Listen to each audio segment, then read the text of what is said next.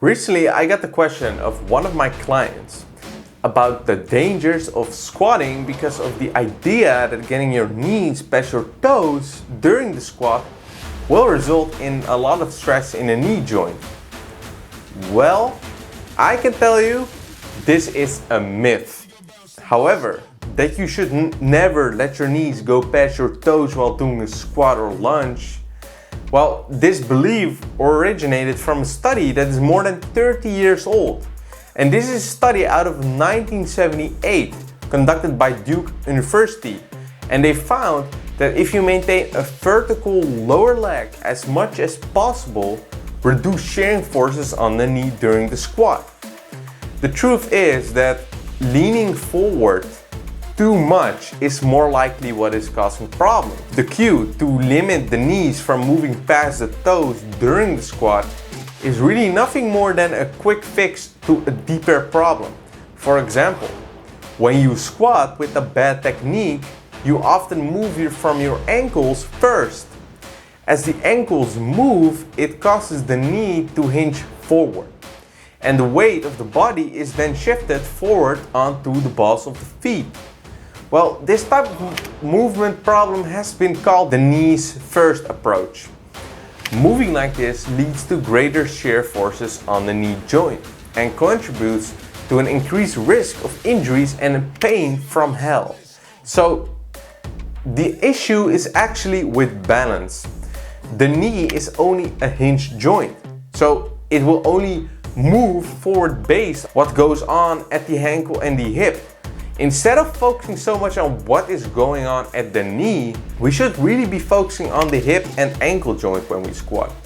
So what is really important with squatting is that our center of gravity must remain over the middle of our foot. So the bar pad has to go as vertical as possible, and this allows our body to remain balanced and work efficiently to produce strength and power. So during a bodyweight squat, our center of gravity is located around our belly button. So when we squat with a barbell, the barbell becomes the center of gravity. So the efficiency of our movement is dictated by how well we can maintain this weight over the middle of our foot. And while you're already here and you think this content is helpful, smash that like button for me and subscribe if you have not already. Because I drop content every week, sometimes 2 videos and sometimes even more, so you do not want to miss it.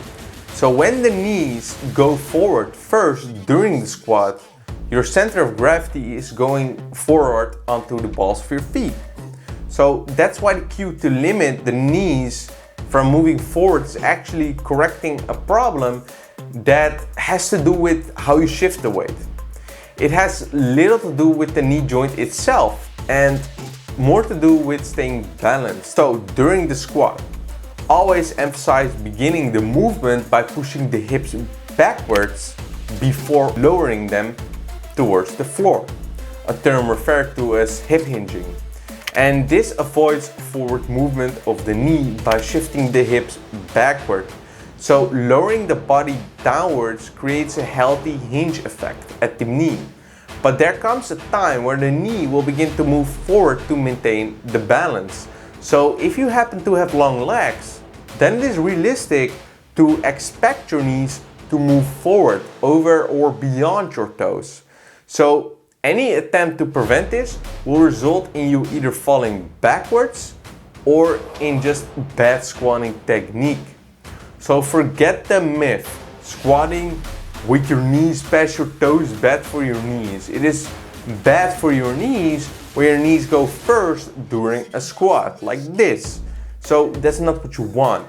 So the way you correct for moving from your knees first is the cue to sit back or push the hips back. Then you will move from your hips first instead of the knees during the descent of the squat. This engages the posterior chain. So if you squat like this, it also limits forward movement of the knees. And this allows your center of gravity to remain over the middle of your foot. However, the cue to limit the knees from moving forward only works to some extent. In order to reach below parallel in the squat, there will be a moment when the knees must eventually move forward. And the deeper we squat, the more our knees will have to move forward in order to remain balanced. In order to reach that ass to grass squat, your hips must eventually be pulled under your torso. So this allows you to remain balanced and keep your chest upright. And this is because the knee is a hinge joint that moves based on what happens at the hip and ankle. It will be forced forward at some point.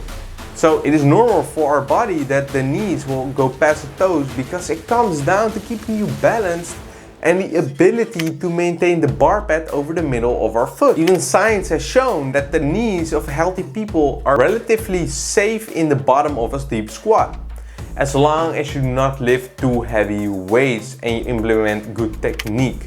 The knees can and must move past the toes in the bottom of a squat in order to allow the hips to drop fully. Just look at Olympic weightlifters, their knees go far past the toes. Squatting without your knees going past your toes is it's really difficult. You will never be able to go deep that way. So my take-home message for you is, if you ever heard someone say that they had problems with their knees because they got their knees across their toes, you can probably calm yourself with the idea that they squatted with bad form by taking the knee first approach. And it's not what you want. So what you want is to move your hips first instead of moving from your ankles, also called the knee first approach. And guys, I hope this video was helpful. And if you liked the video, like it, subscribe, and see you next time. Much love.